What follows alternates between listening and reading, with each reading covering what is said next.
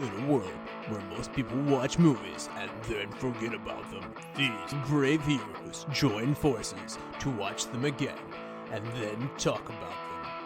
Join them in their epic journey as they go back in time, a decade and beyond, to revisit and break down films from a vast array of genres. Do these movies hold up over time? Are they classics? Find out on Retro Movie Roundtable.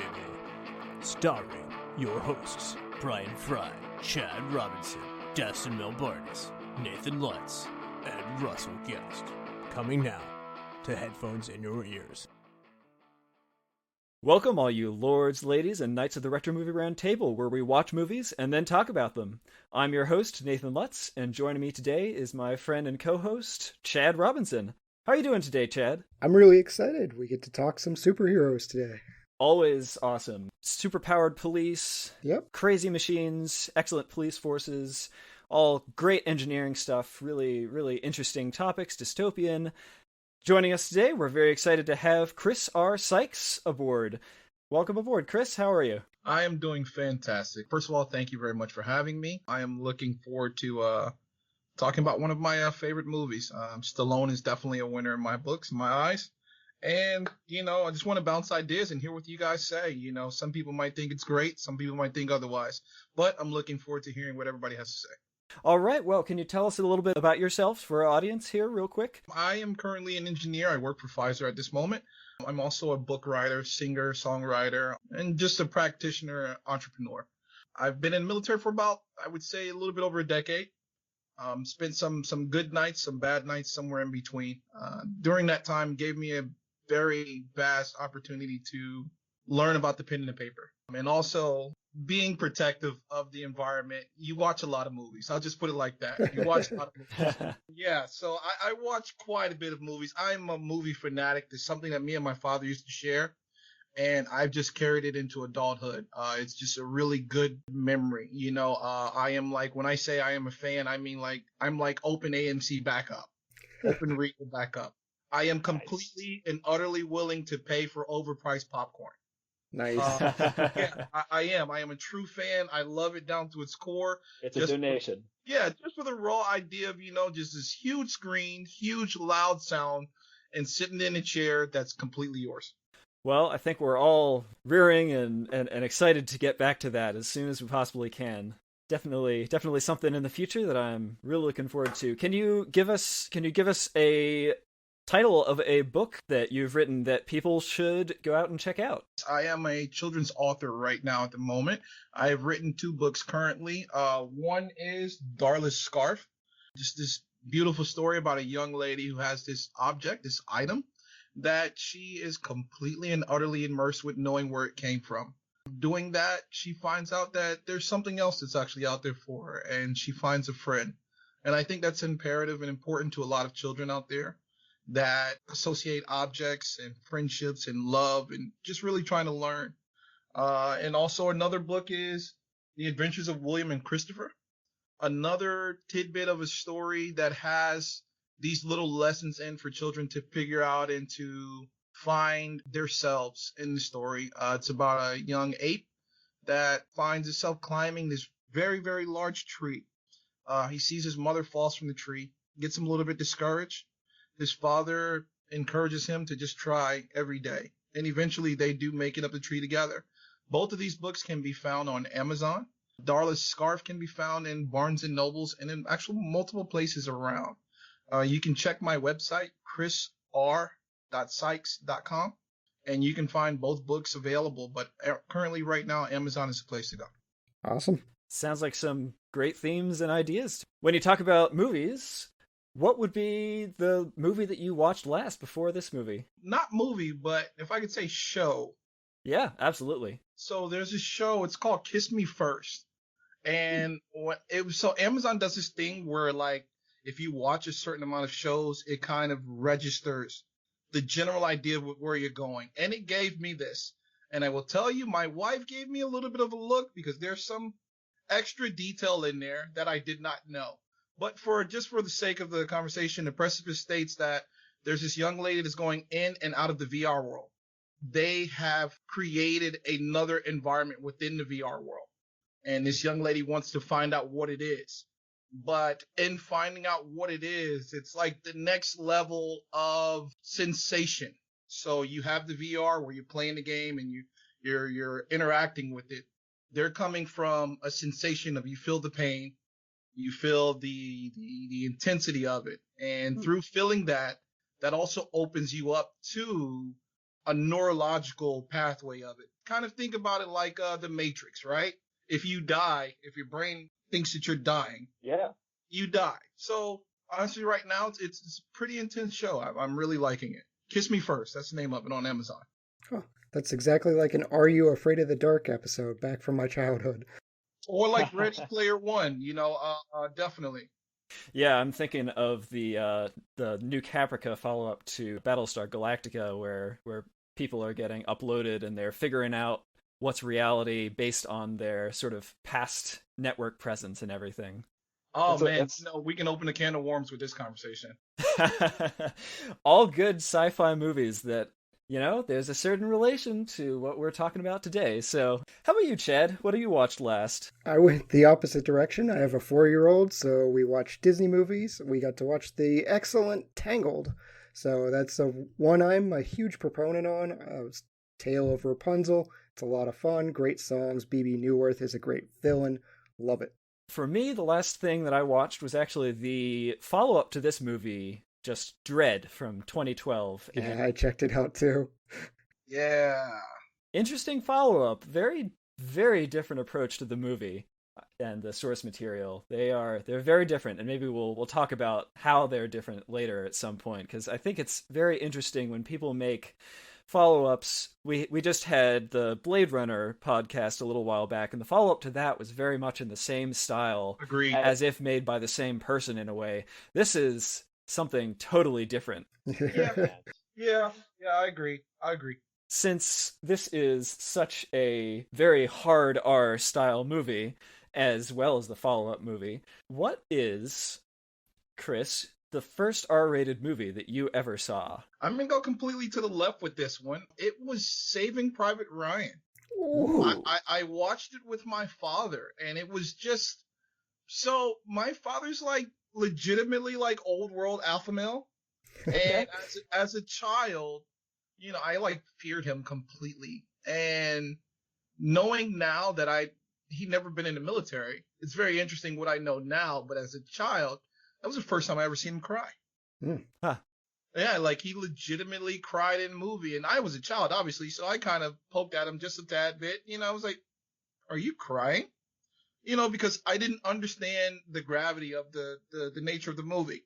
I do now, so I respect it obviously a ton more. But yeah, that was my first R-rated movie from a cinematic standpoint.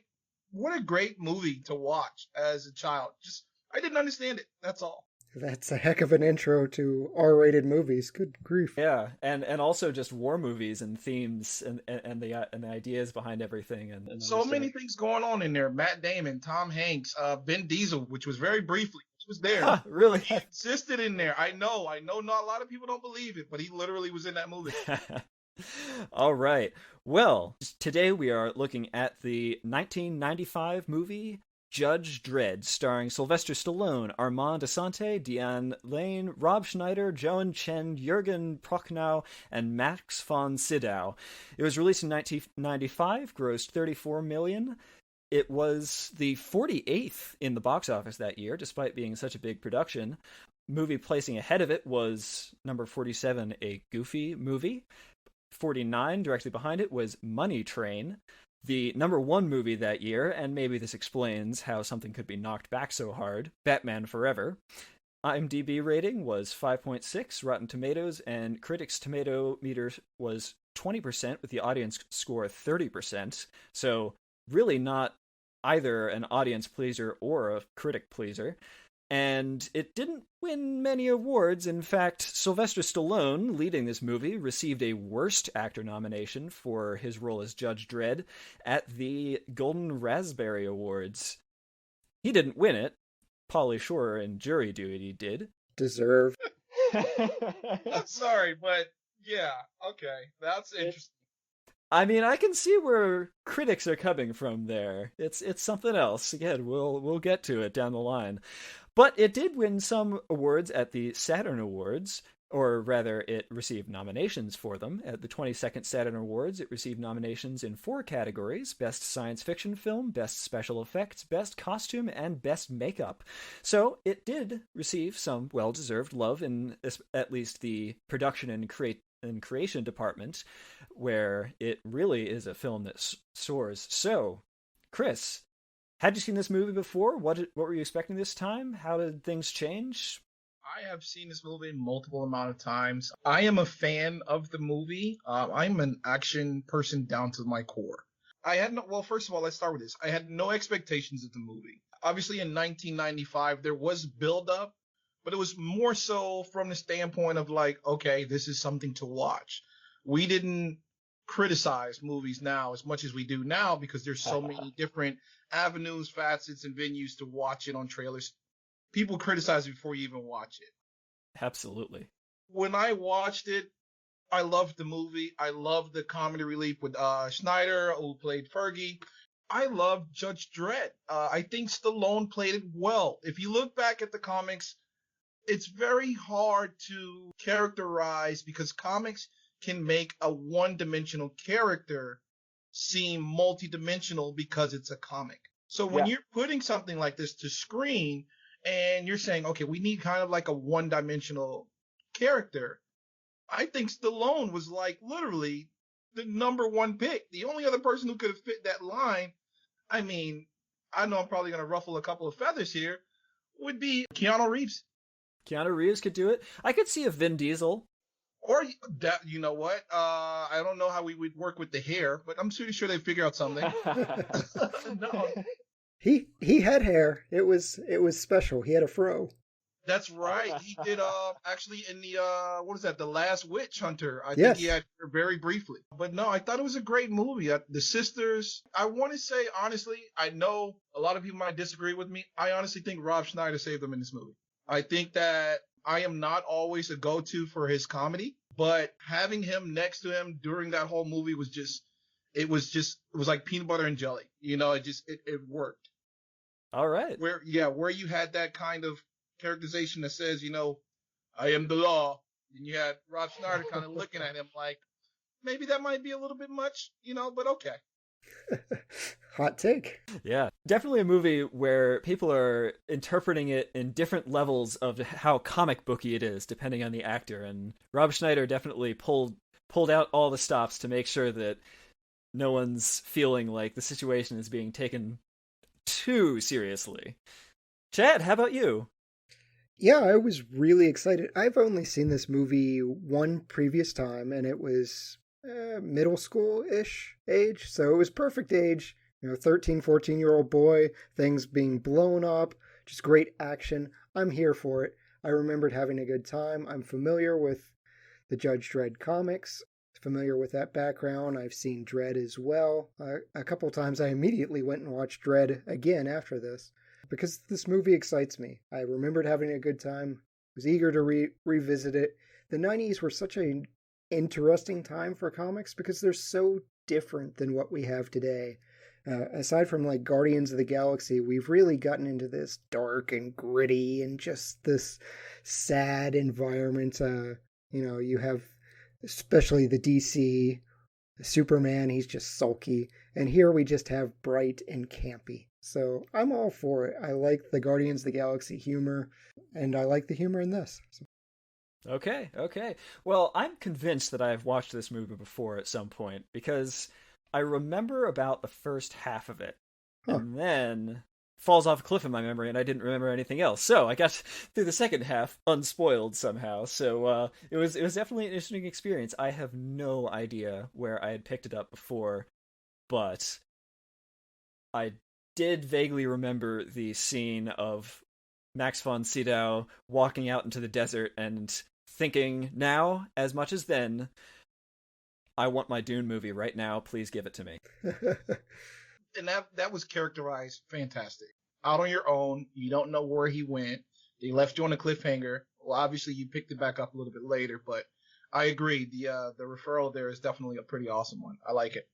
Yeah, this is exactly how I would imagine Arrakis to be, and terrifying idea of walking out into the desert with just this trench coat, a gun, and your wits, and that's all. The long walk. The long walk. Well, we're going to take a very short walk for our advertisement break, and when we come back, we will be spoiling everything about this movie. What happens when two modern film fans go back and rewatch all the old classic films from yesteryear to see if they hold up? You get the Classic Film Jerks podcast. Find the Classic Film Jerks podcast on all the major platforms. Welcome to the Flashback Flicks Retro Movie Podcast. I'm Ricky. I'm Grayson. And every week we review a movie from the past and reflect on things we missed, things we loved, and things we want to see again. Yeah, because we believe any movie worth watching is worth watching again. So if you like films, friendship, and a lot of callbacks, I mean, just so many callbacks, then subscribe on Apple Podcasts, YouTube, or wherever RSS feeds go for like-minded movie-loving individuals. Like you. Welcome back. We are about to give spoilers for the 1995 movie Judge Dredd. And Chad, will you give us the recap? I love spoiling things. Spoil away. It's the year 2139. The old justice system has been abolished. In its stead, judges serve as officer, judge, jury, and executioner. The best of them is Judge Joseph Dredd. Paired with Judge Hershey, Dredd is tasked with ending a block war. They succeed. One of Dredd's critics is then murdered. Dredd is framed and convicted. Together with a criminal, Dredd escapes and seeks revenge. In the meantime, judges are assassinated by an escaped convict by the name of Rico. Rico is given aid by Chief Justice Griffin. Griffin convinces the other judges to clone new judges to replace their losses. The clones would actually be that of Rico. Plot twist, Rico is Dredd's clone brother, and he framed Judge Dredd. A showdown occurs, with Dredd emerging victorious. Fantastic. That's a succinct explanation of what was actually a very complicated plot. There's a lot going on in this movie. What do we think about the way that this plot unfolds? I think the plot was... Actually, I'm going to agree with you. I think the plot in the beginning was very well thought of. I feel like it did fall off a tad bit in the end. Obviously, you have the start where Dredd is set up. Dredd is sent away to maximum security prison. The plane is destroyed by some carnivores. If you have seen the movie, this is where I guess they open up a little bit more of that comedy breakup into it. Once again, Schneider steps in and kind of steals the movie away. The thing is that Dredd plays this role so, I don't even want to say, it's not intuitive, but he just plays the role as kind of like this aloof, but following the law to the T, where I suppose he really misses a lot. I think the character Armand Assante, Rico, I think he definitely outplayed Stallone in this movie with his intent on what he was going to do in his plot. And I think that's where things get a little bit weird, because very briefly he was incarcerated, and, you know, you see these movies and obviously the bad guy always manages to find a way out. And I know it'd probably make a movie about 4 hours long, but it always makes me think, like, when did you have time or an opportunity to set this conversation up? You know, if you've seen the movie, and if you do go see the movie, he is on some mechatronic island of a prison. You know, do you press a button and do you call, can I speak to this person so that I can plot, you know, my opportunity to get out of this? It's just far-fetched. I mean, this is a prison where everything you're doing is being recorded in order to control a bunch of autocannons, which are on several places around the walls. So everything they're talking about is being heard by the central computer that sort of hangs over this movie as a random plot element and device that could sort of at any time help any character. And it's kind of terrifying to think about it, that they for some reason trust that they're not going to be recorded having an evil villain conversation, and then 2 shots later it gets completely betrayed against them as Rico escapes. Let's not forget, they're not afraid to just straight up murder you for things. I mean, yes. Like, your crime is not going to be a couple extra years. It's going to be a special bullet right to the chest. Yeah, Yes. right now. And considering that they're not computers at all, I mean, however, we're going to say that Dredd is a clone or was intended to be a clone. It's just like, okay, so this is what you're doing. I'm not okay with it. You die. Yep. Guilty. I love that scene where he's just blasting. Guilty. Yeah. The puns here is fantastic. First of all, so we have, let's put it like this. So Stallone and Schwarzenegger, I want to say, have been going back and forth for quite some time. I don't know how familiar you are with it, but there was this big thing because Stallone was coming out around the same time Schwarzenegger was coming out. So I think he had Rocky. Schwarzenegger had Commando. And Schwarzenegger movies that was actually doing better than Stallone's. The reason why I bring this to a point is that Schwarzenegger was like the guy for one-line statements. Yep. And there are one-line statements throughout this whole movie. You know, Judge Dredd, I think Fergie says something along the lines of, "I'm not guilty." I knew you'd say that. Would say that. Exactly. It's like, come on, you know, I don't know. I liked it, but it was kind of like, all right, so you guys are just going to do this throughout the whole movie. And that, I think, speaks a lot to one of these big differences where the 2012 film Dredd is very serious in a way. There aren't those one-liners. It's not a comic book film. When you start this one up, it is a comic book film, start to finish. It doesn't quite devolve into parody, but it is absolutely self-aware about how it's building this guy up. There's 2 judges on the ground in the middle of a firefight, hunkering down, terrified, waiting for backup, and finally a lone motorcyclist shows up wearing golden armor, standing in the middle of the firefight as if nothing can touch him. He looks up. They say, "What are you doing? You're totally exposed." He reads the exact identification of the guns and bullets that are being shot at him. "We're safe down here. What are you doing? Hiding. We're going to take this place."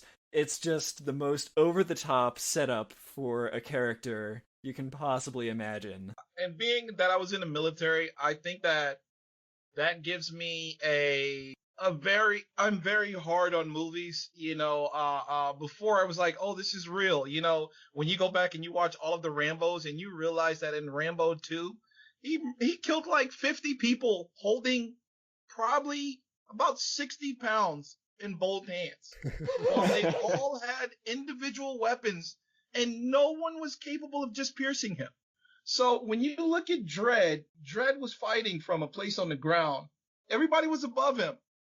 Nothing happens to him at all. It's just like everybody, even the worst person who can shoot, can figure out how to hit somebody. Yeah, that's a huge scene in The Rock. They have the high ground. Stand down. Oh my God, Sean Connery and Nicolas Cage. I know exactly what you're talking about. Yeah. And they still managed to get out of that unscathed. I don't know how that even worked out. Ed, what is that? Ed Harris, right? Oh yes. Mm-hmm. Was fantastic in that movie. Yeah. And I'm like, you have all trained assassins in an above state. No one was able to kill them. Yeah, it was Navy SEALs that got captured. Yes, I think they were. Yeah, they were retired or got kicked out or something of the sort. Yeah, that plot, that's a very common plot too. You know that militaries they've just not been recorded or respected enough, and now they want to basically blow up the whole world. That's been going on since the start of our country. Almost had an insurrection under George Washington. Yeah.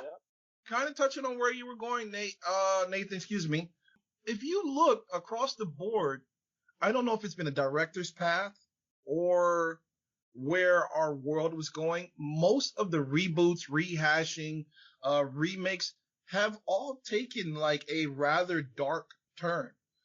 Total Recall, right? Great movie considering new ideas. And then they went the Total Recall. I think it was but yeah, it was dark. It was dark. Zack Snyder's he went with the Justice League. I'm waiting for that to come out. That's gonna take a little bit of a darker. Superman, obviously, once again, a little bit more darker. It seems like that happens to be a common thing. I wonder if they're I think what it is that a lot of people were finding themselves not to be okay with the common hero that comes out on top and you know what's going to happen, I suppose. I do think that it's possibly, and I will say, it might be something to do with movies like this where a hero is presented, and it's not the fact that it's unrealistic the way that he's presented, being, invincible and all-powerful and all that sort of thing, but it's about the consequences about what happens, because there is a lens that you can think about this movie where the consequences of what he's doing should be terrible. The way that the police operates in this society should be horrific, and you could almost argue that the police in the society, the judges, are as much or more villainous than any of the criminals that they take down on the streets. There's an argument to be made that the current brand of movie is not actually any darker than what's being showed in this movie, but it focuses on the consequences that would actually take place if you watch this movie. I think that there's a reading of this movie which is really interesting that is actually from Fergie's perspective, Rob Schneider's. This movie for this character is a total horror show. Society treats him in a way that criminalizes him and prevents him from turning over a new leaf. So I think it's kind of interesting to look at that dichotomy here. So you know what? He never got his apology. He never did. Never did. He gets carted off, and he probably gets sent back to prison. Oh yeah. If I get shot, at least say, I'm sorry. Read from that lens, this movie is actually supporting a certain worldview that's kind of terrifying in a way, because the music is celebrating the ending, despite, why is this a good thing that Judge Dredd is returning to the streets without actually confronting any of the, issues that he's had?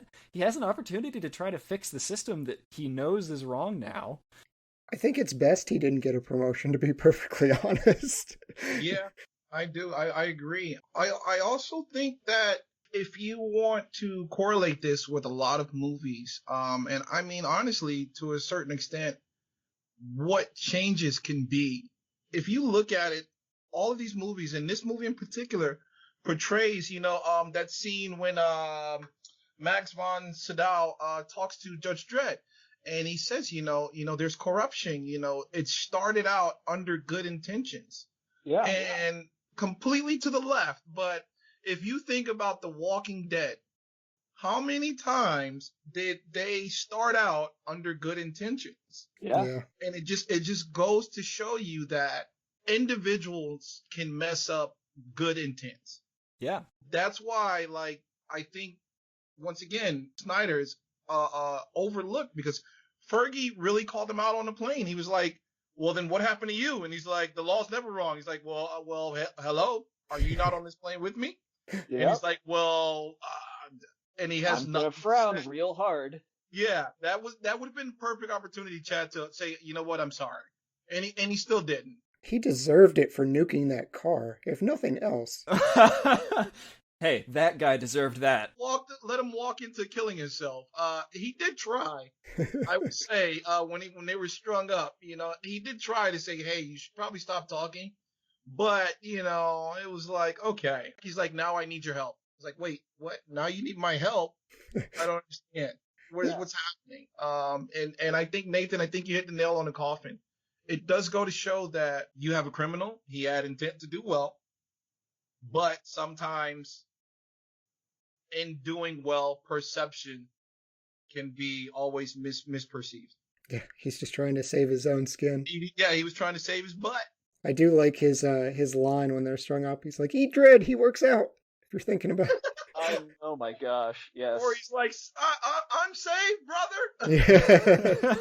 Yeah. So many great puns. I think Rico Armand Assante really has that villain down pat. I mean, everything, the look about him. I mean, it's great. The machine that he was rocking around with. Yes, ABC. The old bot. Yep. Fantastic. Well done, well plot out. And once again, he had some sort of good intentions. He was like, I'm going to redo this. I'm going to restart this. I'm going to get rid of Genesis and start again. Maybe a little bit of a twisted concept on it, but he had some sort of good intention. You mentioned earlier about Arnold, like he was supposed to play Dredd. When they first were going to make Judge Dredd, it was going to be Arnold Schwarzenegger. That's who they had in mind, but RoboCop messed it up. So much sense. No way.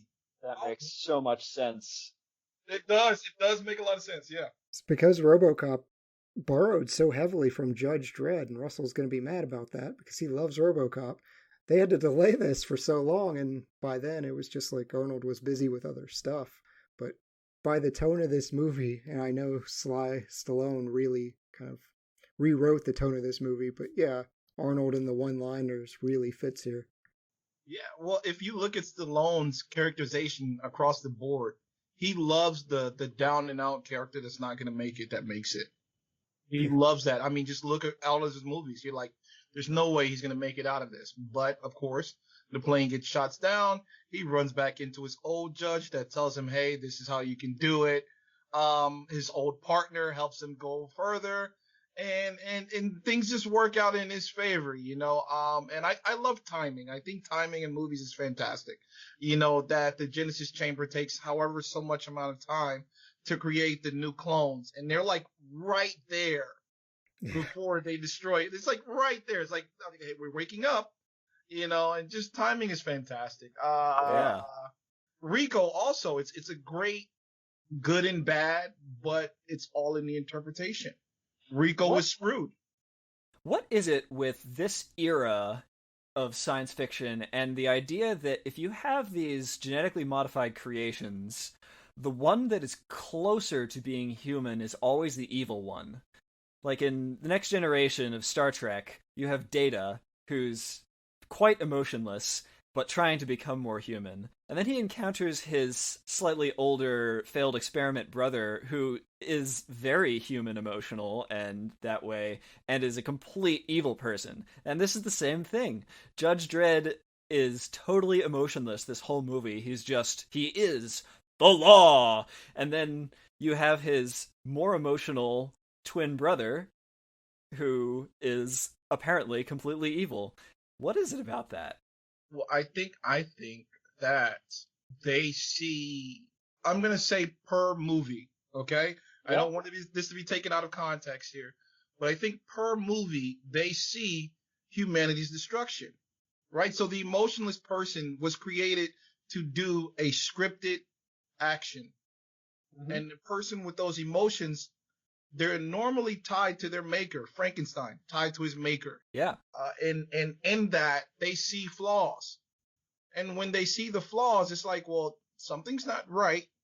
You know, I see it's not right, but I was designed to do all these great things, you know, but you're just as bad as everybody else. And I think that's what happens, that just some gear or some concept that the writer or producer, screenwriters, they see it as just like, you know, this is a flawed maker, you know, and then they just go from there. And it's like, well, you guys are literally just using me to destroy your own people. Yep. Yeah. It's wicked, but it's that's why I wanted to keep it within the source of the movies, because I know that this can be like, okay, well, where are we going with this, Chris? You know, I'm like, no, let's keep it home base. Let's stay here. Spock is like the only savior, you know, that comes out. He's like, you know, I want to save everybody. You know, I get it. You know, you guys are screwed up, but I'm a little bit human. I suppose he was bullied, and I guess that worked out in his favor. Apparently so. Maybe that's the secret, huh? If future Spock never came and saw him, maybe things would have went a different way. Very nice. Yeah, maybe things would have went a different way. Well, I think we've been dancing around the really strong acting in this movie. The And when I say strong, I mean that each actor is putting out a character that is completely committed to. They're all extremely big parts. Yeah, I like the cast. I will criticize Diane Lane. Her casting at one point, like, I don't care how good of a judge she is not lifting Sylvester Stallone. Like, No way.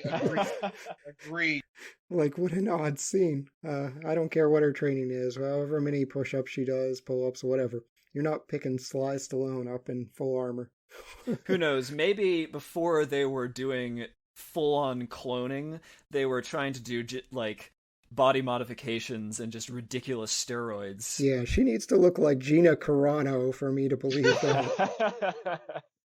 In order to believe that, yeah. She did a great job. I believe that. Well, you know what? Honestly, I want to say that Stallone was probably his smallest in this movie, per the movies that he was doing at the time. Actually, if you look back, you notice that he didn't actually start getting bigger until like Rambo 2. Yeah. But still, I agree with you nonetheless. I want to go in the direction of Armand Assante. I think that there was a couple of moments at the end of the movie where you see this change from this very cunning, conniving, very calculated guy to where he's having a conversation with Sylvester Stallone, Judge Dredd about, you judged me. I was your brother. And he actually has like a very brief, but, very believable breakdown to say that, I was your brother. How could you judge me? How could you do that to me? And like even forces a crack in his voice at some parts of the scene. You're like, wow.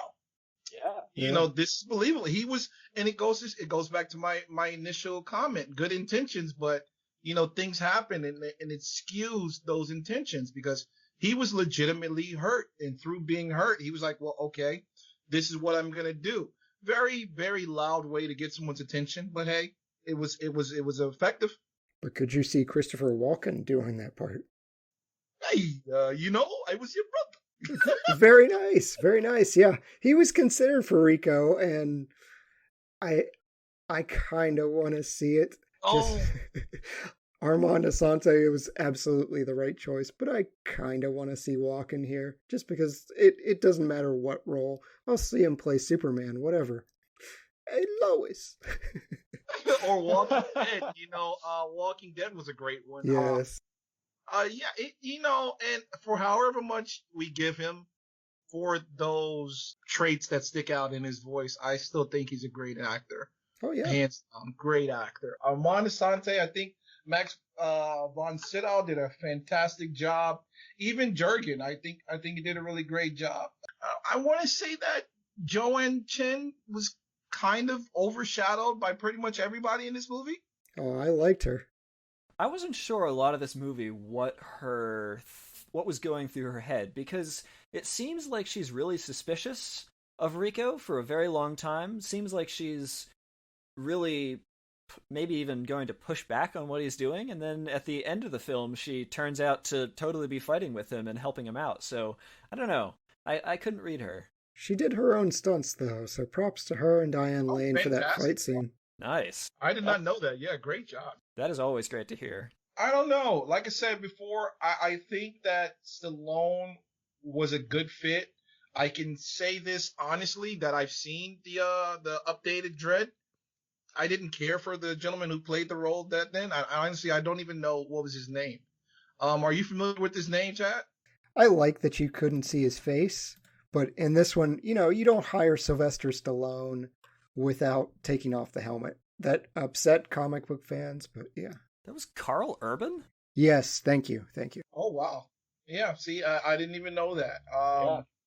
So, yeah, and so there's a movie, right? There's this, I want to say it's either Chinese or Japanese movie. It's called Raid. They made like 3 of them, Raid. And the concept of the movie is that they go into this neighborhood where it's this low-income uprising of apartments. And it's like they start on the first floor and get all the way up to the top floor to find a bad guy. Mm-hmm. I say that in reference to say that in the updated Judge Dredd, there is a scene where they're going through apartments. Once again, they're going up and up and up and up and up. And there's this disparity or this discernment for like, how are you guys even making this work? There is umpteen amount of people trying to kill you. And somehow you're still managing to make it out. I don't get it. I know that if I were to make a movie, it would not be viewed because I would make a movie from a different perspective where, it would be like the concept of Game of Thrones, where you'd be like, I really like that character. He would die. It's like, yeah, just show, I get it. You want to carry a movie for a long time, and in doing so, you have to make some far-fetched script. And I suppose that makes sense. Otherwise, you wouldn't last 2 hours. To be honest, for the Dredd 2012 movie, I was mostly willing to believe a lot of this stuff until at the end of the movie, it turns out that their armor isn't bulletproof. And then you, look back at the rest of the movie and go, oh, wait, none of this makes any sense at all. You shot it, multiple amounts of times, and you're like, wait, so you self-heal? What's going on here? What's happening? Gatling guns firing at you? The specialty guns were cool, but I will give a shout out to Lena Headey's Mama. That's probably one of the best female villains of all time. Oh, yeah. Definitely agree. And touching on what you said, I would say that they did fantastic with the weapons. 1995. Yeah. Weapons and equipment. A little bit far-fetched with the motorcycle, but I liked it. I liked it a lot. I liked the laser guns and how they needed time to, it was kind of like, I want to say, what was that, with Stallone and Wesley Snipes, the futuristic one also. Demolition Man. We covered it. Demolition Man, where I think it was Snipes who had to wait for about maybe a couple of seconds for that laser to kick in. Yeah. And then once the laser kicked in, it was like, okay, it's time. So yeah, great job with the props. Definitely great job with the props. And the suits. Yes. May have been completely overlooked, but the suits were fantastic.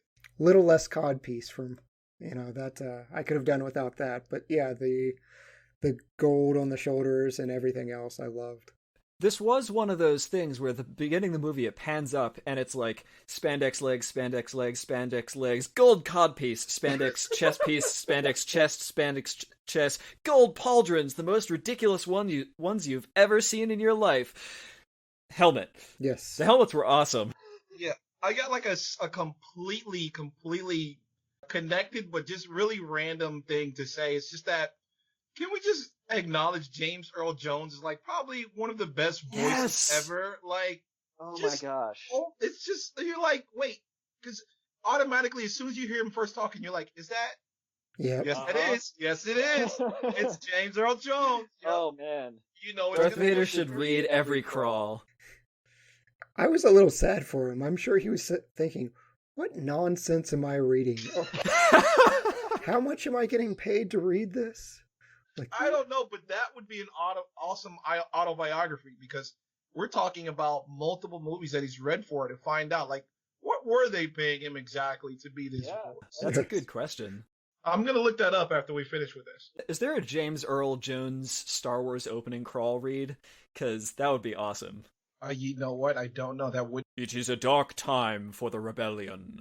Oh my God! You might shake some things up. They might start asking people if they see it now. I would love to hear that. And if it doesn't already exist, somebody ask for it. Please do. I agree. But I think it's very hard for directors to take on these scripts and trust that from the beginning to the end, it's going to be a winner.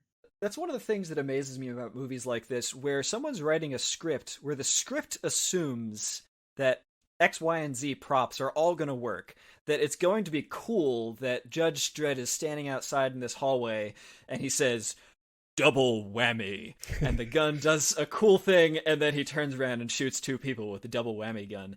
That's something that, that is faith as a writer, that someone's going to really pull something off. There's another scene like that. I don't know, Fifth Element. There's one scene when they're all in the open with the Mangaloids, and Gary Oldman, he shoots the weapon, and he shoots it, and then he turns around and shoots it at them, but the bullets bend and go right back to the target. He's like, you see, you shoot one, they all go back up to the same place. And I don't know, that part of the script was fantastic. It's just great. So yeah, I agree with you 100% that you're like, okay, this is gonna work, this is gonna work, this is gonna work. And sometimes you do get it, sometimes you do work. I think that there were definitely great moments in this movie. The last scene where he's holding Rico, and you think that like, okay, he's gonna save him, and it's like, nope, it's not gonna work out. So yeah, No. not gonna work out at all. The scene with Max Van Dahl, Judge Fargo, and you find out that he's actually still alive, and you're like, oh, my mind is blown. Oh! Yeah, you're like, how did you survive? How did you make it out here? That must have like unlimited ammo. But there's definitely great moments in the movie to see that for whatever reason he's callous with everyone else, but for whatever reason when it comes to Judge Hershey, that it's like I'm a regular normal person. So there's definitely things and moments where they find themselves, I suppose, finding the sincerity of the audience. I suppose that's a safe thing to say, and I think they did a great job with that. I really do. Now that you say that, it really does point out to me the only person that he speaks to with anything less than just utterly straight-faced, no emotions is Judge Hershey, and maybe Fargo? Maybe, but he's still very much the student on, even when he's theoretically at parade rest, he's still just utterly straight-faced. I guess I got one more thing to touch on this one, which is like, how do you write something, or like you find out these cliffhanger moments in the movies, and the cliffhanger moment in this movie for them is the picture. I don't know if you remember it, but Judge Dredd has this baby picture, and I think Hershey is showing it to somebody, and some guy who for whatever reason is not making it to the main cast to see is like, you do know that this picture is skewed, it's off a little bit, and I'm like, how did you see that? You're like, you're like, wait, how did that work out? And what made you make that assumption? And future Photoshop must save JPEGs with full history in them. Oh, definitely. I agree. Because so you go back and you're like, wait, you do know there's somebody else in this picture, and you're like, okay, so we cloned them into babies and grew them as full-grown men. And they do acknowledge that the first program was a little bit more difficult because they had to grow them full body. Mm-hmm. But it's just, I don't know. It's a lot. I will say, I appreciate the idea at the end that Rico is so desperate that he makes the computer release the clones early, and the computer says, they're only 60%, this isn't going to work. And they don't work. Agreed. Like, they come out and it doesn't work. In a lot of movies, I feel like they would come out and still be terrifying. Yeah. In this, it's like, I'm rising from the dead, and I can't do anything because I'm a sloppy mess. Yeah, they're suddenly stronger and faster. They're just not smart. It's like, that's the 40% they were missing. A free will? Great. And I suppose the depiction in court with Judge Dredd when he's like, who's going to be your lawyer? Hershey. Hershey's going to be my lawyer. And she's like, I'm not a lawyer. She's like, no, you can do this. You can work it out. And you see her standing in court, and they're like, you're going to jail. And he's like, wait, I haven't had an opportunity to present this and that. And it shows you that depiction of the courtroom is completely biased per whomever desire is the largest person. Either that be the person with the money or the person with the ulterior motive. Yeah, I mean, this is also what happens. In my mind, what was happening was that because all the judges were filling all these roles where they really are judge, jury, executioner, all in one sort of thing, they're being forced to try to know everything. And you can't function effectively when you're trying to know everything, so of course something's going to go wrong, because everyone's trying to be everything and not rely on anybody else. Of course something's going to go wrong. So, I don't know, it didn't seem to me like it was totally unlikely that you would ask one of your other judge friends to help you out, but definitely a hard situation when the central computer is against you. Yeah. I can accept that. Cheesy moment, the end of the movie. He's on the bike, and they go for the kiss, and it's just like, okay. I suppose that writing this into the script was for, I don't know, comedy relief, and I'm just like, just wish you would have just stayed in your mode, just like, don't change it over, because you're still a clone, nothing's changed about that, and You're still getting ready to go out and kill people senselessly. So he never acknowledged, like, you know what? Maybe I need to stop killing people. He did acknowledge in some sense with that little grunt or this little kind of obtuse look on his face. It's like, maybe something's wrong, but he never said, okay, so it's possible we really need to take a look back and change things. He's just like, I'm going to get out the bike. I got to go to work. What are you going to do, Judge Dredd? I'm going to go kill people more. Please shower at least. No. Take some me time. Take some personal time. Go ahead and shut. More people to die. If you want personal growth, this is not your movie. This is not that kind No, of movie. not at all. Not at all. Not at all. Yeah, and I think a lot of that comes down to some of the directing decisions that happen in this movie. This is a movie directed by Danny Cannon. Also has directed 1993's The Young Americans, 1998 The Phoenix, 1998 I Still Know What You Did Last Summer, 2005 Goal, The Dream Begins, and 2017's Geostorm. What did you think of the direction of this movie, Chris? I think the direction of this movie went well up until he met with Fargo. And I think after that, they were winging it. I have many books that I've written and songs that I've written where, like, the beginning of it was like, oh my God, this is going to be great. And then I put it down. When you put something down that you write, it's like the worst thing you can do. You want to, as an individual writer, you hope and you pray that you can write down everything right then and there. Because technically, sometimes when you come back to a script, to a song, to a book, even though it's the same person writing it, it can seem like it's coming from a different person's perspective. Oh my gosh, that hits home so hard. I think like the second half of that movie was just kind of like, okay, we'll work it into the end and just go as we see fit. We're running out of time. We got to do this. Yeah, we got to fit it in 2 hours. Somebody had carefully mapped out exactly how you get from point A to point B, and they knew they wanted to get to point C eventually, but that was not it. I think it really shows, like, Cannon wanted the dark and gritty Dredd that we got in 2012, but Stallone insisted that this needed to be more bright, colorful, and comedic. Interesting. I think that that fight shows up here, but I do get some of the influence. If you've ever watched CSI Miami, it has these dumb quips all the time. So someone like dies after falling out of a balcony, and the inspector would come up and say, "Looks like he really fell for her."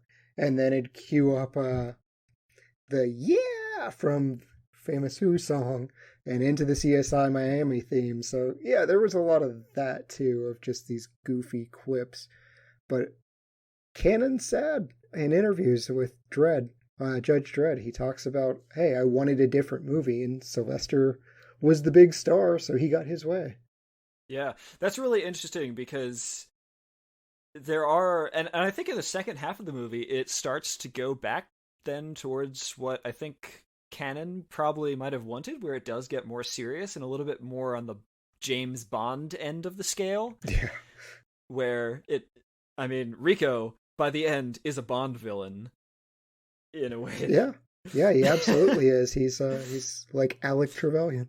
He's got his evil plan. He betrays somebody in his organization. All this stuff. He's monologuing. He's doing all this stuff, and it's very serious. But yeah, throughout, and anything involving Sylvester is just totally. There's always something to lighten the mood a little bit, and quite often that is the Fergie character. Yes. Yes, definitely agreed. I think he lightens the whole movie up. I think his comedy reliefs timing is perfect throughout the whole movie. Even when he was stuck up there on the second floor trying not to get shot. Looking for the best option out, The timing, the comedic timing was fantastic. The other thing that I noticed, and that goes into some of this maybe strain between two sides here, is the soundtrack by Alan Silvestri is very bright and hopeful. This is a soundtrack that is hyper heroic. There's scenes here where Judge Dredd is darkly having to kill off the black clad judges who are obviously all corrupt, and he's gunning them down on the bike chase, and you can read it from an angle of, oh my gosh, he's killing people who are theoretically, maybe they're corrupt cops, so maybe that's like not horrifying, but like maybe they got duped into it. Are we agreeing with this? And the music is like, yes, we're agreeing with this heroic moment. Yeah, it was a very bombastic score. It reminded me of Avengers type moments of heroism. Doesn't it?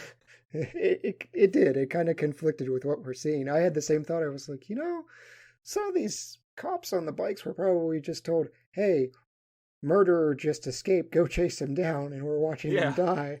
I kind of feel bad for the stormtroopers too, but they signed up for the Empire, I guess. They're flying by on flying bikes, firing weapons and blowing up buildings as they go across. If you break it down in its raw form, they were literally like executing people. Oh, yeah. Like for the whole movie.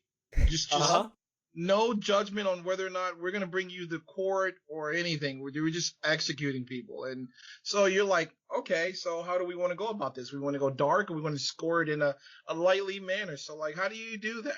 Well, I play some uplifting music or some uplifting score of instruments, to make the watchers think that, oh, it's not that bad. It's not that bad. They died. They're just stormtroopers. It's okay. They died melodically, so it's okay. Very nice. Yeah, just put trumpets in. It's fine. Thank you for that line. Yeah, man, it's always better, when you have good music behind you. I was watching something where they said, what would scenes be if you changed certain musics behind them? And I thought this was such a great idea, and I watched them do like 2 of them. They changed the scene where Tony Stark gets the Infinity Stones and snaps, and they changed it to like the first Iron Man. When he's in the beginning of the Humvee, yes. It's like da da da da da da. And they changed that moment to that. Yeah, and it's like, okay, this can be something. We might have to go somewhere with this. If you change scores on certain movies, what direction would it go? If you think about it, so if you travel back, I don't know how much you guys are into old movies. If you think about the older, like 1980s, the Supermans and all of that, if you listen to the foundation of them, most of them all had the same sound, even Star Wars. If you listen to the foundation... This was very reminiscent of Star Wars music in a lot of places. Yeah. There were times when I thought that the only difference between this and, let's say, Star Wars Episode 4 music was the fact that this movie changes moods at about 5 times the pace. So Episode 4 music, you get about 3 minutes of uninterrupted establishing the mood at a time, and this movie is like, no, we gotta move on. You get 20 seconds of this emotion, and then you get 30 seconds of this emotion, and then you get 10 seconds of this emotion.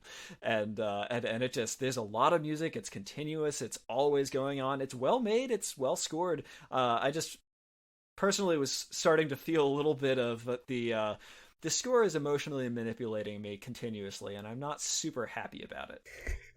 I'm fine with it, but yeah, in my notes I wrote, hey, this score is getting really busy. Like, well, maybe they could have put montages like Rocky. Maybe it would have worked out better. Exactly. It would have been fantastic. Just a montage through the whole desert scene. Yeah. You just go on following through it. And like, yeah. Something really happened during this time. That was something that I was wondering in this movie. Like, we see one group of cultists out in the desert, but I'm really curious what is society out there. I want more time, which is to say, I want this movie to actually be set on Arrakis in the Dune universe, and the city to be actually a city in Dune being oppressed by the Harkonnens. So I may be slightly excited about the upcoming Dune movie. Mean Machine Angel's makeup, though, that still held up. That was awesome, and I was glad for that. There was nothing like that in 2012 where you're meeting these mutants. I hope that his hand does have a fork attached to it. That was a great insult. But, like, if you're making a robot, that's, or not a robot, but a cyborg, I want to have a fork that's part of my robotic repertoire. It would be great. Yeah. I can agree with that. Yeah, the fact they went and actually built that robot, though. You mentioned the robot The Hammerstein. ABC, yeah. Hammerstein, yeah, great. I didn't know. I didn't remember the name. Yeah, that's right. Yeah, that's awesome. That they couldn't get it to work. They tried to stick a guy in the suit, and I just love an engineer's mindset. They're like, we can't get a puppet to work. We might as well just build a functioning robot. Yeah, that's easier. There's been a lot around that. If you actually, I think the first Predator was a suit, but they found out that the suit was too hot. Yeah, There's been a lot of air around how did we get these suits animatronically to work out. I think they did a great job with Jurassic Park. yes, Yeah, and Alien, I mean, that's the same sort of thing where those suits are crazy. I mean, you have to hire dancers who know how to maybe move the body in unusual ways. It's so cool what they can do.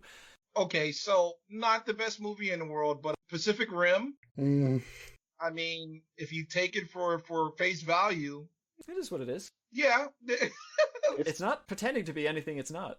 yeah, not the greatest movie in the world, but you know what? They did a good job with the machines. I'll tell you what, I'll give you a better one. I think Matt Damon did Elysium. I think that was better.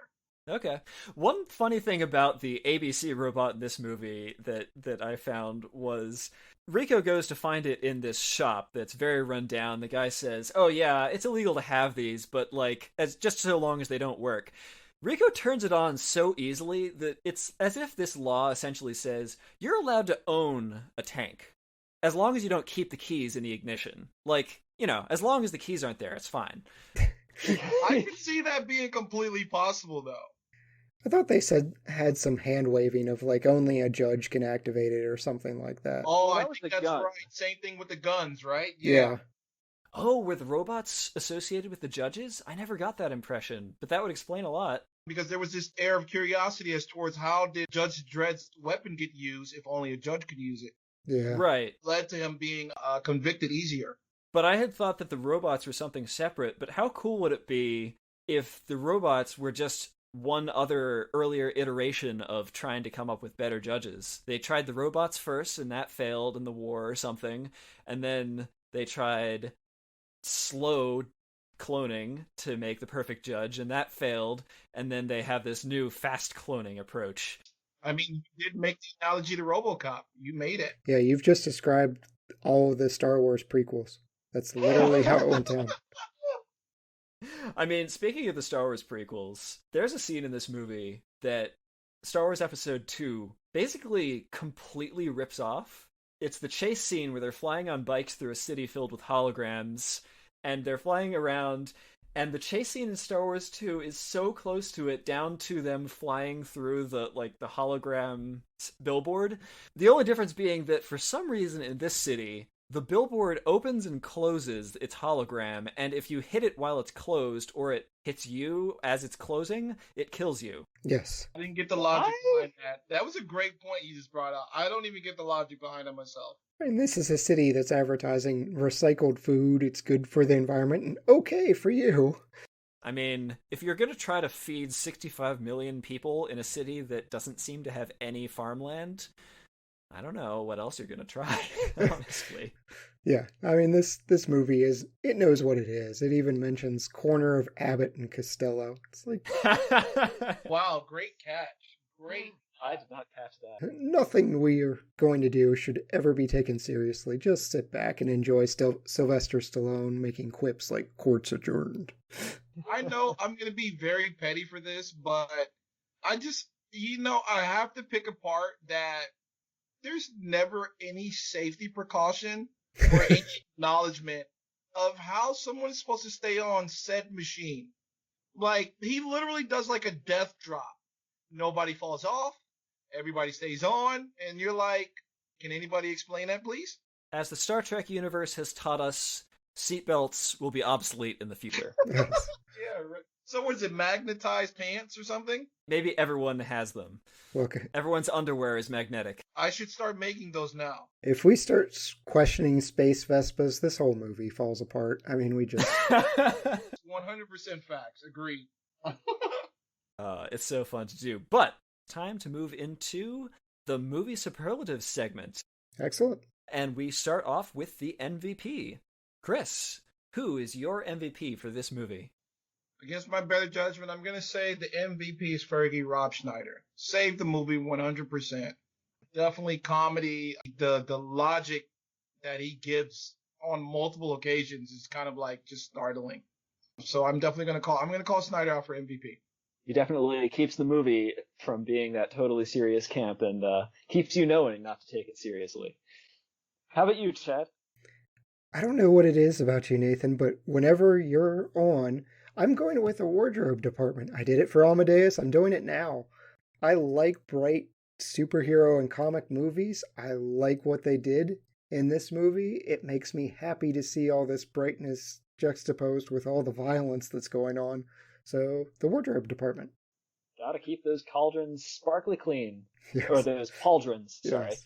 Yeah, for me, it was Max von Sydow as Judge Fargo. I thought that his performance was just awesome. There's a moment of just ridiculously great face acting as he's starting to prepare to take the long walk out into the desert. And it's probably in front of a green screen, but you believe that he's about to walk out onto the sands of the wasteland. I really do, yeah.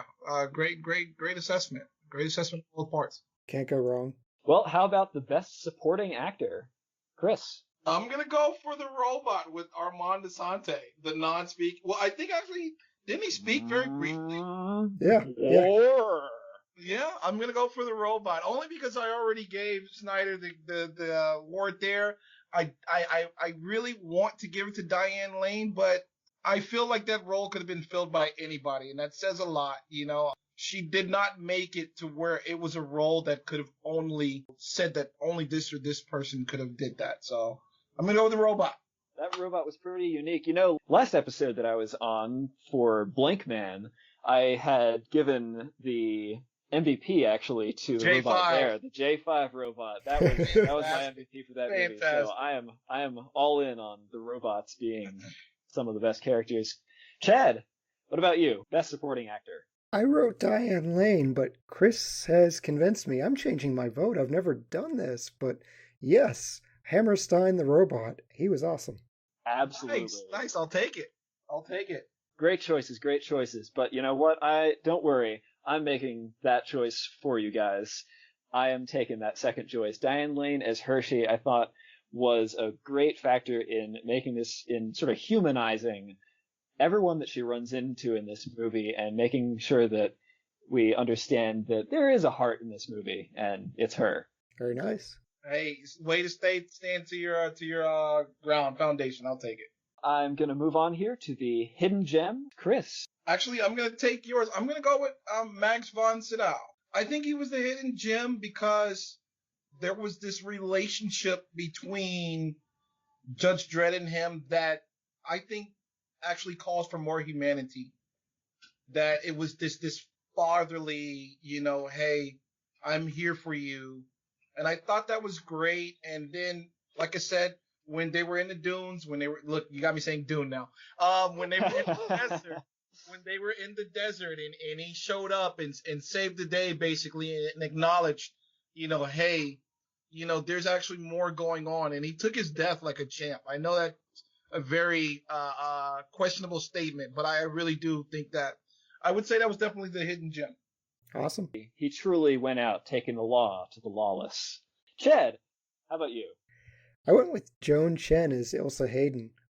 You always get points for doing your own stunts, and the fact her and Hershey's scene where they went back and forth, not just the fight itself, which I actually thought was the best fight of the movie, but the quips too, and when she's cursing at Diane Lane gives it back to her. I love that scene, and I thought she did a good job. I agree with the earlier assessment of what is her character supposed to be?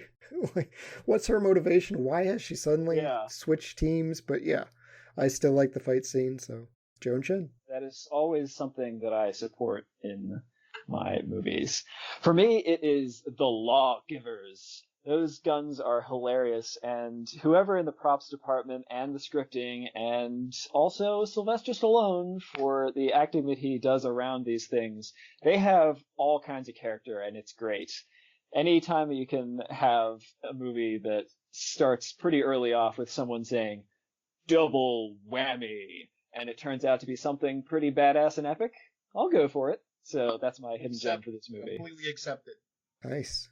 Well, a very strong cast. I think we've talked about some criticisms that we've had and some really interesting ideas and already some considerations of recasting. But if you had to replace one member of this cast, who would you replace and who would you replace them with? Chris? I am trying to think about somebody who could have played Diane Lane better. I am going to go completely left with this. I'm going to replace Joanne Chen with Michelle Rodriguez. Okay. I think she's an underrated but acknowledged actress, but she does a really good job at kind of playing this bad girl vibe where like you come into it like, okay, I see where she's going with this, where like I agree with Chad that, Joanne Chen doing her own stunts was fantastic and whatnot, but I would probably go with Michelle Rodriguez. I think there would have been a really good chemistry there. And I think the fight scenes would have been pretty decent also. Very nice. I like when she shows up. Great choice, great choice. How about you, Chad? I feel like I'm going to have to duck from Chris here because he's been praising him the entire movie, but I am not a Rob Schneider fan. So I am so glad he holds the movie together for you. I had actually written, do I even need a reason for this recast? But I think I do now. I'm going with someone with like Seth Green. I like Seth Green a lot. I feel like he can do this. I could see that.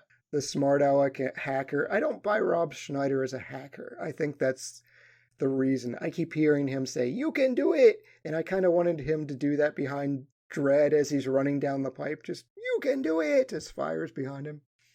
Oh my God. Well, you know what? I agree with that perspective.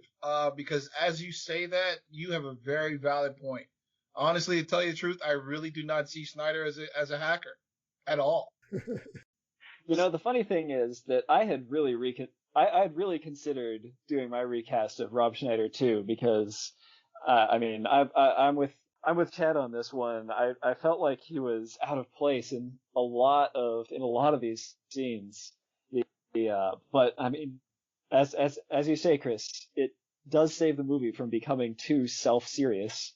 Oh no, that's fantastic. That's what I love, the idea of being individuals. You get so many different points of views. I love it. Yeah. You guys are giving me something to consider.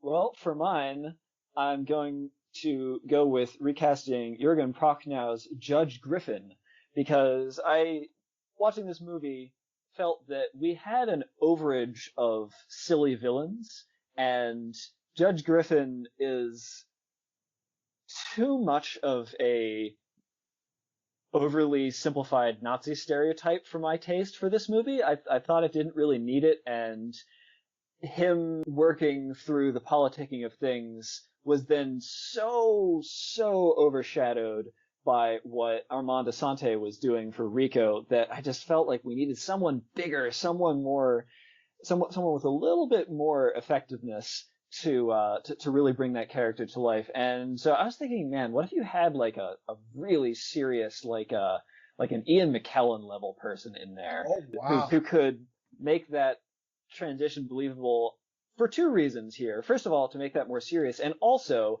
because I would love there to be an age similarity between Fargo and the Judge Griffin character, because I would love the idea that there's always this dualism in the story where one person, where there are two people who are part of this project, and one of them kind of fails and one of them goes on to take the lead. And I would love the idea that as part of this Janus project, both Judge Fargo and Judge Griffin worked on it together, and when it failed and things went wrong, Fargo took the lead and Griffin was jealous the whole time, but they were almost a similar level of brotherly relationship as that Dredd and Rico have.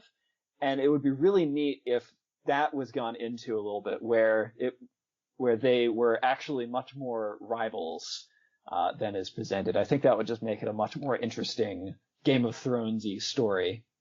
No, great perspective. And I want to say I apologize completely for acknowledging his Genesis. And for whatever reason, I don't know why that was coming out. Thank you for the correction on that Janus project. Yeah, I agree with you on the Ian McKellen, but let me rephrase this question. Do you believe it's possible that the air of quality in acting could have overshadowed?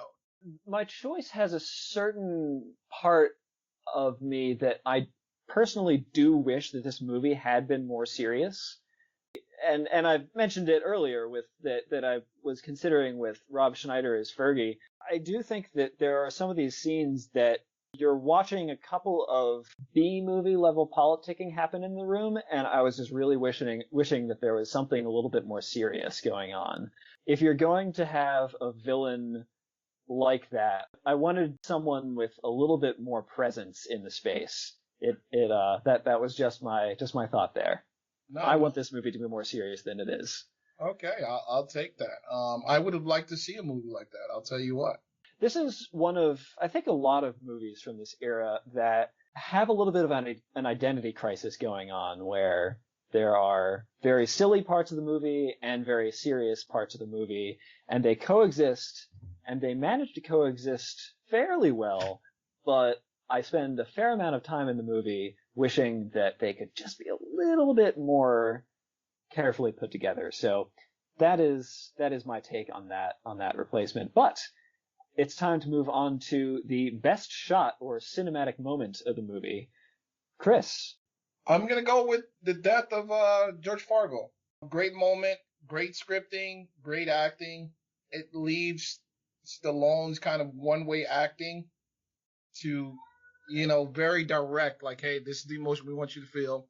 Let him run with it. And I think that's how it works. So oh, yeah. I'd say that was a great scene. Nice. Yeah, yeah. Really great scene. How about you, Chad? Best shot for me is the introduction to the city. Bright lights, neon everywhere, but then we go down to the street level and we see the graffiti. So it sets the tone nicely of this. There's optimism for the city, but really it's not a great place to be. Heavenly Havens. I think that's me. I think that's me. Yes. No, that's not you. That's not you. Sorry, you're not being delivered from prison to the penthouse apartment where people are swimming in a pool. That's just not happening, you crazy person. Love the optimism. For me, it's also a Judge Fargo moment, but it's the shot a little bit earlier than that, where Judge Fargo steps out onto Arrakis. I mean, the wasteland of the movie. I mean, the desert outside. The long walk. But yes, steps out for his long walk, passes the guns, and you just get this amazing wide shot of the lone figure stepping out from the wall. Yep, very good. I love the respect for him in that movie. I really do. Yeah. I love it. There's an air of like, okay, this is somebody we should respect regardless of what decision he made. Yeah, and I think that for me is maybe part of what makes the second half of this movie kind of hard, because we lose that. We don't have a character anymore who's that serious. Okay. That's a great point. Moving on to the best scene category, Chris. The court scene, Dredd's. I can't. What do you say? I can't destroy. I am the law. Him standing for himself at those last couple of seconds was fantastic. It was like, okay. You did this part. You did it well. I don't know how, unfortunately, the rest of the movie's gonna work, but he's like, you can't say I did the law wrong. I am the law. As you're saying this, I'm feeling like we need a moment from The Princess Bride here for someone to say, I do not think you know what that means. On the side. You keep saying that word. I do not think it means what you think it means. When he was like trying to say what does that word means to Julia Stiles, I think. Yeah. Inconceivable. Yeah, exactly. Inconceivable. Yeah, I mean, and that really is like, I was waiting for the moment for someone to say like, by the way, this is what the law really means, and Judge Dredd learns from his mistake. Oh no, he would have been crushed. It would have lost the whole moment. Yeah, but he was being crushed through the mid part of the movie, and anyway. Max von Sydow is lying on his death. He turns over and he sees the random Lady Justice statue on the side. Dredd asks, "Who's the blind woman?" Despite it not being an obviously blind statue. Sydow explains. Well propped. That's all I can say. Well propped. Deeply meaningful, deeply meaningful. I hope that he takes that knowledge out to the streets anyway. Touche. But anyway, Chad, how about you? What was your favorite scene from the movie? I'm a sucker for a good fight scene and in a good setting. So the fight in the Statue of Liberty with Rico, that was really cool. I appreciate the quipping going back and forth. The end death of Rico, where he's just like, court's adjourned. That's awesome. It was, yes. That's just what I want. I mean, it was everything I wanted in a fight scene, and I got it. So I appreciate it. Yeah, absolutely wonderful moment. For mine, I'm going to have to somewhat flip with Chris here, where I'm going to use his best shot, the moment that Fargo is explaining to Dredd all the sins of the past and what he needs to do in the future. I thought that was just a really, really great scene. Yeah. Yeah, I agree. Well, we've discussed the absolutely amazing wardrobe of this movie, but if you had to come up with a particular moment for what the best wardrobe or makeup was, what would you pick, Chris? What was the sun? When they were in the middle of the desert, and he's like, whoever did that guy's makeup was fantastic. I don't know what the sun was. I don't even know what the gentleman's character name was that played it, but he was like, Paul, can I eat him? You know, it's just like, you're like, okay, this is a great job. And I'm assuming that they were affected by some nuclear spread. Yeah, I actually don't even know. There was no explanation in how that happened. Also, why is he so messed up and had to have the robotics installed when all of his brothers and his dad didn't? Yeah, that was with that. Looking at the cast list. That's Christopher Adamson. Okay. Must have suffered through many hours in the makeup couch. Yeah, I'm in that same boat. I'm going with the space rednecks. Mean Machine Angels. I love that. That's great. That's awesome. I wish I would have thought of that. That's great. All the cast out in the desert. Yes. Yeah, I'm from West Virginia, so, I recognize my own. That's great. I love it. Oh man! I mean, I'm coming to a similar thing here with the Max von Sydow and the amazing desert garb, the trench coat and the huge gun, and taking on the desert, one man all himself. Just great moments. Everything about that. Yeah, the duster and everything. Yep, that was great. Well, if you had to change one thing about this movie, what would you change? Please go ahead. So Nathan, the thing I'm changing is going to be pretty succinct here. The cod piece. We got rid of it in 2012. I want to keep the rest of the uniform. It was very comic accurate, but the cod piece has got to go. Well, here's a question. In 2012, they definitely had some armor down there. I think it was more that they brought the rest of the armor up to match. Is it that the codpiece is sticking out because the rest of the suit is literally just a bunch of spandex? Or is it because it's a gold codpiece and there's nothing else you can do about it? Yeah, I think it's the latter part. It's the gold codpiece. Like, come on. Well, that can go in the bin with the bat nipples. Yes. And I think this might excite you just a little bit, Nathan. Now that I thought about it, and from what you've given your opinion on it, I would keep Judge Fargo alive. Mm. Ooh. What a plot twist that would make, because then a lot of the end of that movie would make more sense. Okay. A lot of it would tie in. It would make more sense. He would be able to give him the direction that he has but never had from an honest place. Nice. So yeah, I would keep Fargo alive. Yeah, that would be a big, bold choice and really transform how we get back into the city, what we're experiencing on the way back. That's a really interesting choice. I think for me, I would love this movie to have a little bit of what I was describing earlier with the Ian McKellen replacement for Judge Griffin, where the idea is that maybe Judge Fargo dies, but you get the other half of the story from maybe a dying Judge Griffin at close to the end, where maybe Rico kills Judge Griffin very slowly, and with his dying words, he maybe explains some of the rest of what's gone wrong as he's had this plan. He's had grand ideals. He really wanted this Janus plan to work out, and he thought that he thought that he could make a difference. But he's realized you can make the difference yourself, Judge Dredd. Just be more human with the law or something. And he imparts some wisdom that Dredd is able to then take to change the world at the end. Because the big change for me is that I want Judge Dredd to either accept the position at the head of the council or say, actually, I'm totally wrong for this, but Hershey over here, she should be at the head of the council because she's the one who's been pushing for the right things all along. Sensible one. The sensible one, exactly. That's what I thought. But hey, I think we've talked about some of these absolutely hilarious lines. There are so many in this movie that vary from hilarious to pretty great lines. So, Chris, if you had to pick up a best line from this whole movie, what is the best quote? And I know this is gonna sound like on the down, but when Rob Schneider finally calls him out on the plane, and he's like, you were judged correctly. If I was judged correctly, whatever happened to you? And he's like, before that, he's like, the law's never wrong. And you're like, well, what happened to you? And he's like, oh. Great exchange.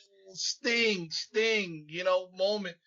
I don't know. Maybe that might be a little bit of a personal one, but it's just the calling out of it. It's like, yeah. I think that's what I really do like about it. I mean, because there are definitely other moments, but I like that, when he finally sees like, oh, maybe I might be wrong.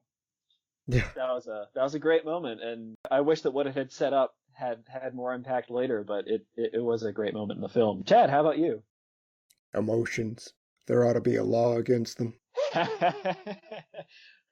I knew you were going to say that. I knew you were going to say that. Yep. Nice. They're all over the place. That was such a great exchange. He never grows out of it. For me, it was at the complete other end of the film when Rigo's hanging Dredd over the side of the Statue of Liberty and he says, "I find you guilty of being a human when we could have been gods." Yes. That was a great villain line. Great line. Yeah. It was like, oh man, I'm so happy that your character had the chance to say something profound that way. Yeah. Well done. We had a great time, but I think before we move on to our ratings and recommendations, I should give just one more moment for Chris to plug some of his work. First of all, thank you guys. I know I'll probably have another opportunity to do this. I just want to say thank you. It's been a pleasure of a time during this experience. Let's just say it like that. I don't want to touch on it too much, but I've had an opportunity to write multiple books. Like I said, I have out Darla's Scarf, which you can find on Amazon, and The Adventures of William and Christopher, which also you can find on Amazon. I'm currently working on several other books, and I stay on a podcast here and there. I would love to revisit you guys because it's been a pleasure. And, just honestly, to stay on an up tip, if you're watching this, I hope you've had an opportunity to really sit down with your family and watch a couple of movies, because if you detract from what's going on in the world, movie time is fantastic. Make the most of it, hang up a poster, put popcorn on, take the bed off of your box springs and lay it on the floor. Make a moment of it. Movie time is such a great pastime, and for the longest, it was like literally the time for people to come together and communicate in the towns. So enjoy life, make the most of it. It goes by so fast. Enjoy art, because that's what this is. Movies in a sense, it's art. Enjoy art. I love it. Thank you guys. Well said. Well said indeed. Well, it's time to rate this movie. This is, as has been alluded to earlier, a movie that the critics of the day and the audiences of the day and of the internet age have not been kind to. So I'm very curious to know, Chris and Chad, what are your ratings for this movie? We rate in a scale of 0 to 5 stars in half-star increments. Chris, how would you rate this movie? Beyond the fact that I generally like this movie because I'm an action junkie, I'm going to go 3 out of 5. I think that's a fair assessment of, as a whole, the movie did well. I mean, obviously we've broken down a movie and we found some kinks and cracks in the middle of it, but I think as a whole, when we really take it, from action, weapons, props, costumes, acting, sometimes those actors who's not intent to be in the spotlight can shine out and make a movie still work out. And I think this cast was capable of not only making Stallone look good, but making the movie as a whole still work out. So I give it 3 out of 5. Nice. I'm going 4 stars. Is it a good movie? No. But it makes me really happy. I love the simplicity of that. I really do. I love it. Gets it across, and taking this movie at exactly what it wants you to think, and not judging it harshly as I'm about to judge it harshly, because I look at this and I want more. I want more seriousness of it, and I know it's a product of its time. It's not. It really is not trying to be a great movie or anything of that sort. But I don't know. I'm seeing the special effects work, the budget that's going into this, and I don't know. I want more. I want a little bit more introspection out of it. I want more character arc to it, and more questioning of what this society is going through in order to create a situation like this. So I'm going to give it a 2 out of 5. Definitely a fun movie. Has a lot to love. Fair enough. So let's move into the movie selection for next time. Option number 1, Armand Flint, 1966. When scientists use eco-terrorism to impose their will on the world by affecting extremes in the weather, Intelligence Chief Cramden calls in top agent Derek Flint. Option number 2, Casino Royale of 1967. In an early spy spoof, aging Sir James Bond comes out of retirement to take on Smersh. Option number 3, The Pink Panther from 1963. The bumbling Inspector Clouseau travels to Rome to catch a notorious jewel thief known as the Phantom before he conducts his most daring heist yet, a princess priceless diamond with one slight imperfection, known as the Pink Panther. Chad, will you help me pick for next time? Pink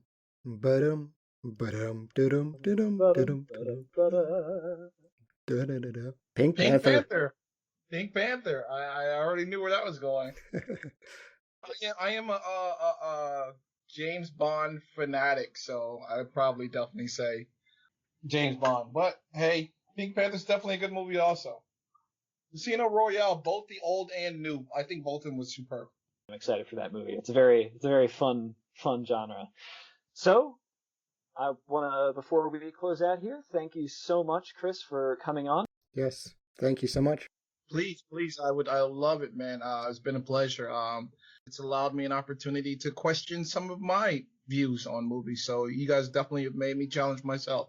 I'll watch movies a little bit differently because of today. Thank you. That is all we can hope to achieve here. So, remember, all the lords, ladies, and knights of the Retro Movie Roundtable, we invite you to reach out to us. We want to hear from you. Subscribe, rate, and review us on iTunes, Spotify, Stitcher, Google Play, YouTube, or wherever you get your podcasts. Those reviews and subscription will help others find the show. Give us a like on Facebook. Follow us on Twitter at movie_retro. Email us at retromovieroundtable@yahoo.com. Producing and providing this podcast is fun, but not free. We invite you to support the show at our Patreon page at www.patreon.com/retromovieroundtable. Any contribution is much appreciated and will go towards making the show better for you and the listeners. As always, thank you for listening, be good to each other, and watch more movies. Chad? It's that every now and again, not often, but occasionally, you get to be a part of justice being done. That really is quite a thrill when that happens.